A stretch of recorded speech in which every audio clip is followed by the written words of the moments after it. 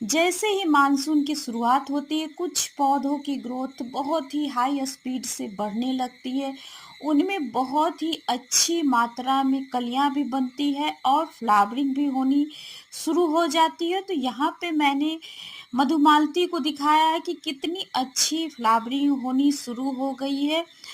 तो इस तरीके से बहुत ही सारे पौधे होते हैं जिनकी कि जैसे ही बारिश का पानी मिलता है उनकी ग्रोथ तेजी से बढ़ने लगता है। तो यहाँ पे देखिए मधुकामनी का भी प्लांट में एकदम से भर-भर कर कलियाँ एकदम हर ब्रांच में है, जितनी पत्तियाँ हैं उससे कई गुना कलियाँ बनी हुई है।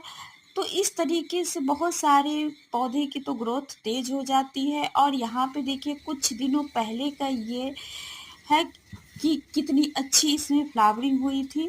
उसके बाद सब फ्लावर गिर जाते हैं और फिर से इनमें नई कलियां बननी शुरू हो जाती है। तो कुछ पौधे की ग्रोथ बहुत ही खराब हो जाती है। 1-2 बार बारिश का पानी मिल जाने पर तो बहुत ही अच्छी ग्रोथ होती है।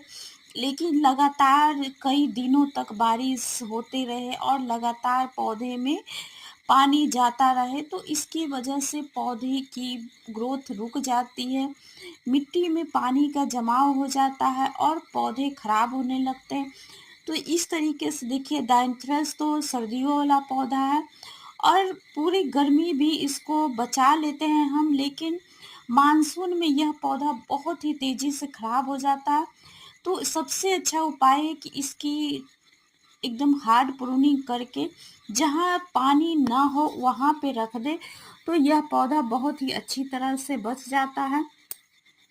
और दूसरा यहाँ पे अडेनियम है। अडेनियम एक धूप वाला पौधा है, तेज गर्मियों में बहुत ही अच्छी तरह से चलता रहता है, लेकिन बारिश का पानी इसके लिए बहुत ही इसकी कोडेक्स है वो गलने लगती है।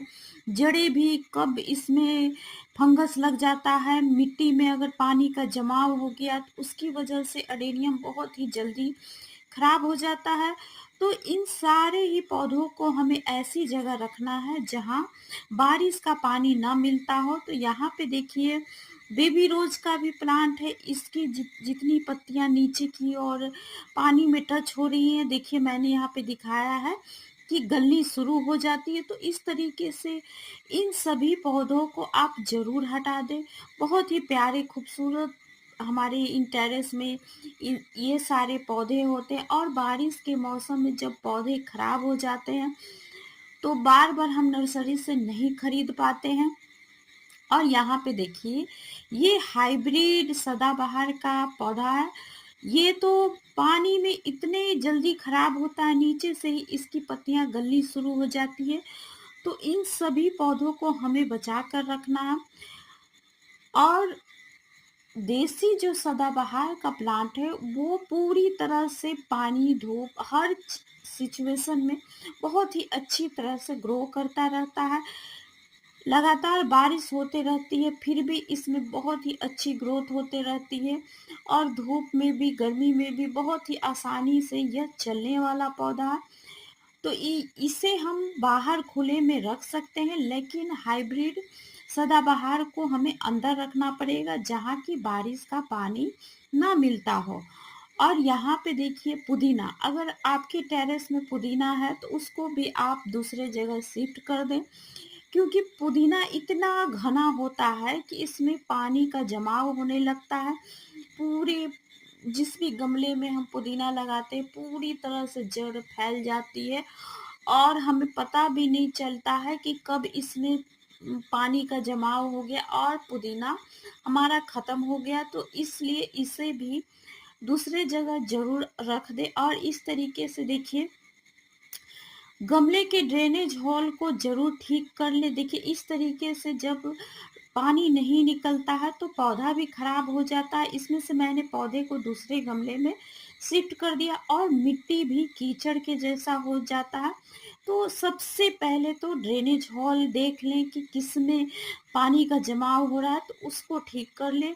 मिट्टी ऐसे बनाए कि बारिश के मौसम में भी इस तरीके से जब मुट्ठी बांधे तो मिट्टी हमें जमे नहीं, हल्की भुरभुरी टाइप की मिट्टी हो, ऐसी मिट्टी का ध्यान रखें। तो बारिश में भी बहुत ही अच्छी तरीके से चलता रहेगा। और यहाँ पे देखिए, अगर आपने ग्रो बैग में भी कोई पौधा लगा रखा है, तो नीचे की ओर 2 से 3 एक्स्ट्रा होल बना लें, ताकि पानी का जमाव ना हो। इन सारी बातों को हमें ध्यान रखना पड़ता है। तो बारिश के मौसम में भी पौधे बहुत ही अच्छी तरीके से चलते रहते हैं। ये सारे तरीके हो गए कि कैसे हम आसानी से अपने पौधे को बचा सकते हैं।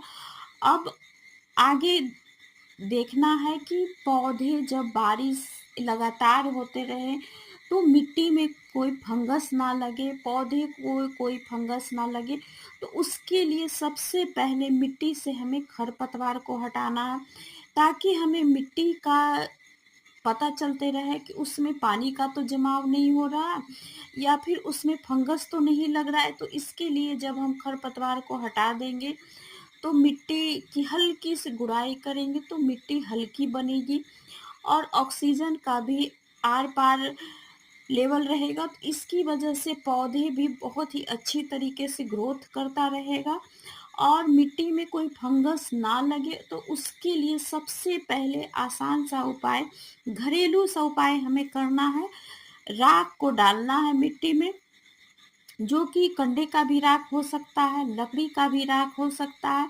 और इस तरीके से मिट्टी में जब हम मिला देंगे, तो एक फंगीसाइड का काम करेगा और इसकी वजह से मिट्टी में भी कोई फंगस नहीं लगेगा और पौधे की जड़ें भी नहीं गलेगी। तो इसलिए इस तरीके का उपाय आप, बहुत ही आसान सा उपाय है और पौधे के साथ ज़रूर करें।